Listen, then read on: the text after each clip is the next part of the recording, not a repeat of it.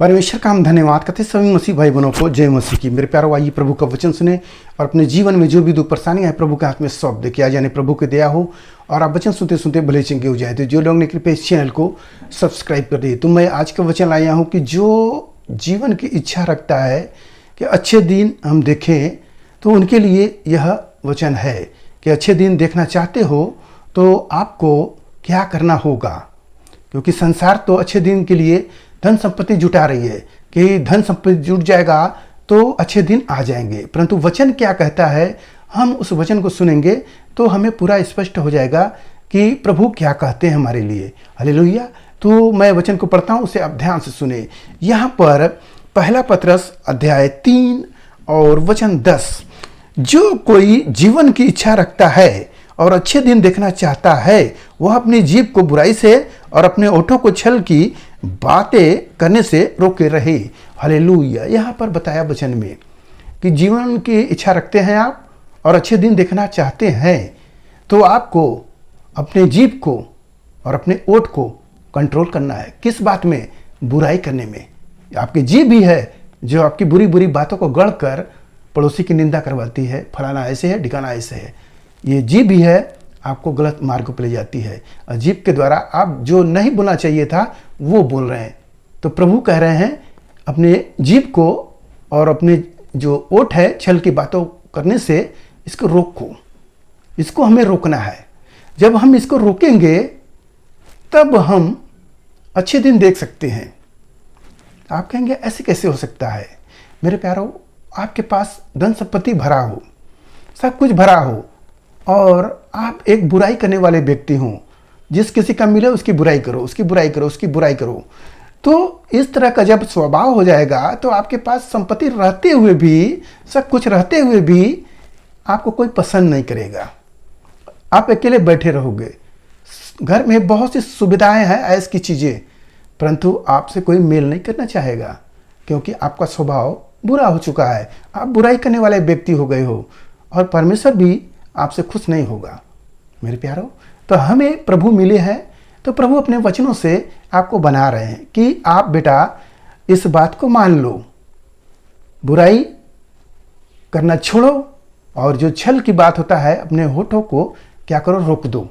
ऐसी बात मत करो कि जो किसी को धोखा देता है, किसी को छल करता है, किसी को बुरी बुरी बात करवाता है, इन सब बातों को क्या करना है, रोक देना है। क्योंकि आप यीशु मसीह की भक्ति करते हो तो खराई से करो, अच्छे दिन देखना चाहते हो तो खराई से करो, तो प्रभु आपको आशीष देंगे। यदि आप इसके विपरीत चलोगे तो मैं आगे बताऊंगा कि प्रभु आपको क्या देंगे। और सुने वचन, वह बुराई का साथ छोड़े और भलाई ही करे। बुराई का साथ छोड़े और भलाई ही करे, और वह मेल मिलाप को ढूंढे और उसके यत्न में रहे। बुराई का साथ छोड़ना है, भलाई का ही पीछा करना है। हमें बुराई करेंगे तो बुराई हमारा पीछे करेगी, अगर हम भलाई करेंगे तो भलाई भी हमारा पीछा करेगी। तो भले भले लोग रहेंगे, आपको मदद करते रहेंगे। तो हमें भलाई करना है और मेल ढूंढना है। जो झगड़ा झंझट हुआ है जिससे, प्रभु कह रहे हैं जाकर मेल कर लो, यत्न करो, इन सब बातों का यत्न करो। यदि हम यत्न कर रहे हैं तो हम मेल को ढूंढ रहे हैं। हालेलुया। तो हम अच्छे दिन देख सकते हैं। अगर हम इसके विपरीत जाएंगे तो क्या प्रभु हमसे खुश होगा? मेरे प्यारों, आप सोचें कि प्रभु एक वचन के द्वारा आपको आज़ाद कर रहे हैं, आपको अच्छे दिन दे रहे हैं। होता है ना कि सुबह हुआ, आज का दिन कैसा बीतेगा, क्या पड़ोसी मेरी गाली ही बकता रहेगा दिन भर, क्या वो मुझसे झगड़ा ही करने वाला रहेगा, क्या वो मुझे मारने वाला आएगा, ऐसा होता है मन में। तो आप अपनी आदत को बदलाव करो, आदत को बदलो, देखो अच्छे दिन आ गए। नहीं तो दिन आपका दिन बुरा ही होगा, झगड़ा में ही दिन बीतेगा। तो भला हो कि हम परमेश्वर के वचन को मान ले और उसके अनुसार चले। तो जब हम चलेंगे तो अच्छे दिन हमारे पास है, और हम जो अच्छे दिन की कामना करते हैं वो भी हमें मिलेगा। हालेलुया।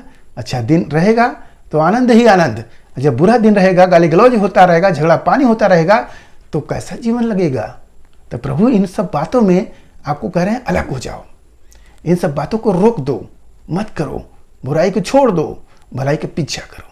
हालेलुया। सुने वचन। और क्योंकि प्रभु की आंखें धर्मियों पर लगी रहती है और उसके कारण उनकी विनती की ओर लगी रहती है। प्रभु भी आपसे प्रसन्न रहते हैं। जो धर्मी रहेंगे तो प्रभु निरंतर निहारते रहते हैं, मेरा बेटा कहाँ गया, मेरा बेटा कहाँ गया। आपको देखते रहते हैं और आपको हर विपत्तियों से बचाते भी रहते हैं। कहीं भी खतरा होगा, कहीं भी एक्सीडेंट होगा, प्रभु आपको बचा लेंगे। आपको चोट नहीं लगने पाएगा, वो बचा लेंगे प्रभु। और आप जो विनती करोगे, प्रभु से प्रार्थना करोगे, प्रभु आपकी प्रार्थना को भी सुनेंगे। सोचिए, एक भला काम करने पर, एक जो भलाई का काम करने पर, एक बुराई छोड़ने पर इतने सारे फायदे मिल रहे हैं, तो क्या आप अभी भी बुराई करना चाहोगे? अभी भी झगड़ा करना चाहोगे? अभी भी अपने ओठों को छल की बातों में लगाओगे? मेरे प्यारों, समझो कि इतना छोड़ने से, ये छोटी छोटी बातों को छोड़ने से हमारे दिन अच्छे हो जा रहे हैं और प्रभु हमारी सहायता करने वाला भी हो जा रहा है। यदि हम न छोड़े तो वो भी वचन सुने, लिखा है, परंतु प्रभु बुराई करने वालों के विमुख रहता है। जब हम बुराई करने वाले हो जाएंगे तो प्रभु विमुख हो जाएगा, हमसे रूठ जाएगा और हमारी प्रार्थना को नहीं सुनेगा और हम केवल चिल्लाने वाले ठहरेंगे। भले हम उपवास करें, दान करें, दक्षिणा करें, कुछ भी करें, सब व्यर्थ ही होगा। तो इसलिए प्रभु आज के दिन आपको ये जो वचन दिए हैं, इस पर ध्यान करें कि प्रभु जो पतरस की किताब से 3:10 में मिला है, इस पर आप चिंतन करें, पढ़ें, बार बार इसको पढ़ें और उसके अनुसार जीवन को बिताएं, तो निसंदेह आपके अच्छे दिन हो जाएंगे। आपका परिवार अच्छा होगा, आपके बाल बच्चे अच्छे होंगे, क्योंकि यदि आप बुराई करने वाले होंगे तो वो सब भी बुराई करने वाले होंगे। समाज में आपका तिरस्कार होगा, कहाँ आपका नाम होगा। तो प्रभु चाहते हैं कि आप भलाई करने वाले हो, मेल को ढूंढने वाले हो, बुराई को छोड़ने वाले हो, अपने ओठों को अपने कब्जे में रखना। हालेलुया। आज के इस वचन से आपको जो कुछ मिला उस पर ध्यान करें, प्रभु आपको आशीष देंगे। आइए आपके लिए हम प्रार्थना करें। महान परमेश्वर, माँ का धन्यवाद करते हैं इसमें सरा याद कि प्रभु जो ये वचन मिला, जितने सूर्य प्रभु उन्हें आशीष मिले, घर परिवार में सुख शांति बने रहे, सभी लोग भले चंगे रहे।